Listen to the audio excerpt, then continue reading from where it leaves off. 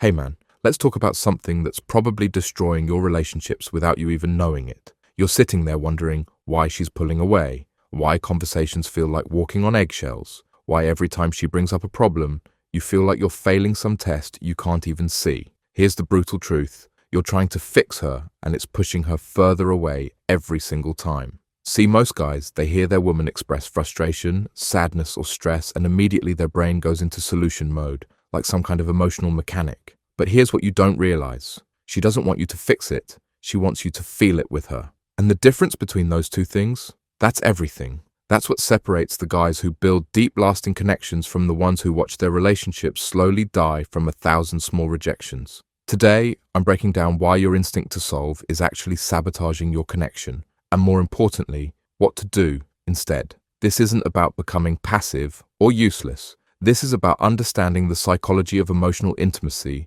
and why sometimes the most powerful thing you can do is absolutely nothing, but be present. So if you've ever felt like you're speaking different languages when she's upset, pay attention, because what I'm about to show you will change everything. Her emotions aren't problems to solve, they're experiences to share. Let me paint you a picture. She comes home stressed about work, starts venting about her boss, her co-workers, the impossible deadline. And what's your first instinct? You jump straight to solutions. Have you tried talking to HR? Maybe you should update your resume. Why don't you just tell your boss that's unrealistic? And you watch her face change. Not relief, not gratitude, but frustration, maybe even anger.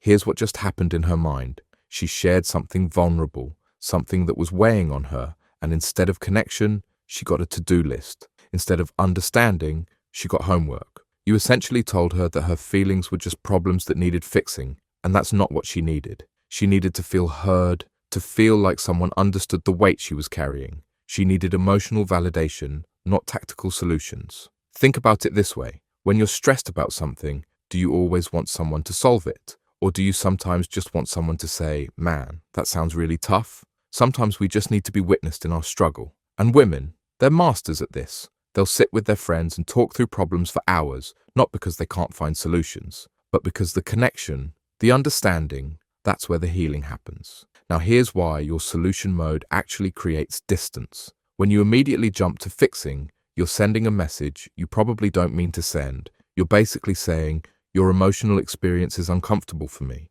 so let me make it go away as quickly as possible. That's not support, that's avoidance. You're avoiding the intimacy that comes from sitting in someone else's emotional reality. And here's where it gets interesting. Women are incredibly intuitive. They can sense when you're trying to rush them through their feelings, when you're more concerned with solving the problem than understanding the person. And that creates distance, because emotional intimacy requires presence, not productivity.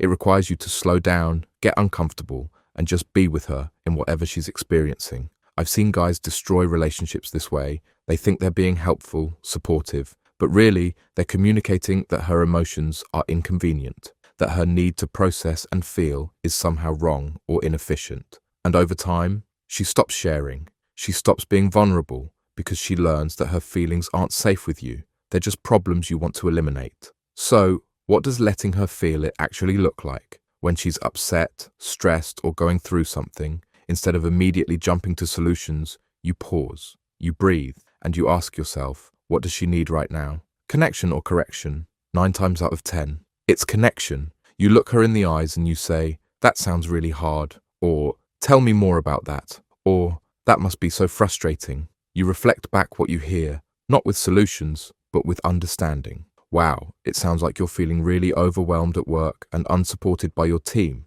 That must be exhausting. Watch what happens when you do this. Watch how her shoulders relax, how her breathing changes, how she actually leans into you instead of pulling away.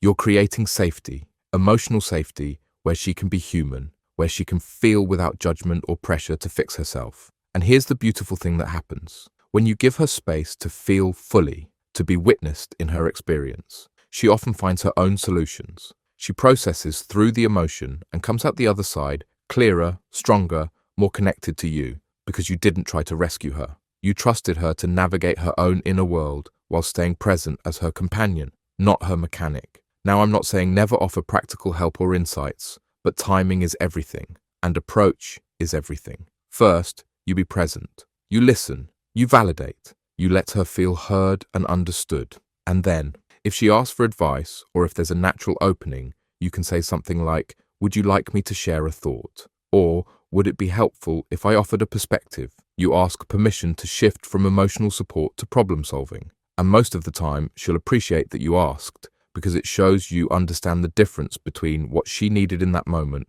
versus what might be helpful later. And sometimes she'll say, "No, actually, I just needed you to listen." And that's perfect. That's exactly what intimacy looks like. Look, the truth is, this isn't about suppressing your natural instinct to help. It's about expanding your definition of what help actually looks like. Sometimes the most helpful thing you can do is resist the urge to fix, and instead, choose to feel. When you learn to sit with her in her emotional world without trying to change it or solve it, you create the kind of deep connection that most people never experience. So next time she's going through something, remember this. Her emotions aren't problems, they're invitations. Invitations to connect, to understand, to be present. And when you accept that invitation instead of trying to close it down, that's when everything changes. That's when real intimacy begins.